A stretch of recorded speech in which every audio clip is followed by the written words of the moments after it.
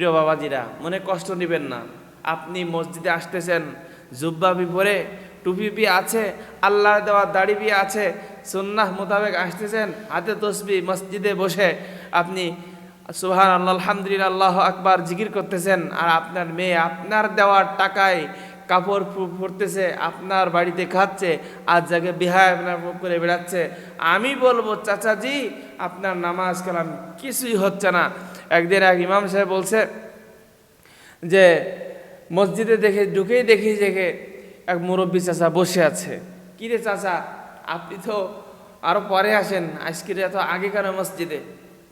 চাচাজি বলছেন যে বাবা, বাড়িতে যা হচ্ছে এটা দেখা যায় না, এটা দেখা যায় না, দেখার মতন না।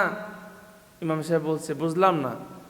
তা বলছে আমার তোমাকে কিভাবে বলি, আমার বড় মেয়ের শ্বশুর বাড়ি থেকে লোকজন আসছে, সাথে তাদের দেবর আসছে, আমার বড় মেয়ের দেবর আসছে, দেবররা আসছে। তা আমার ছোট মেয়ের সাথে যে তাল তামাশা করতেছে এটা দেখা যায় না, এটা দেখা যায় না চোখের সামনে। তাই আমি মসজিদে একটু আগে ভাগে এসে বসে গেছি, জিকির আজকাল করতেছি, যে ও দেখার থেকে মসজিদে বসে জিকির করি।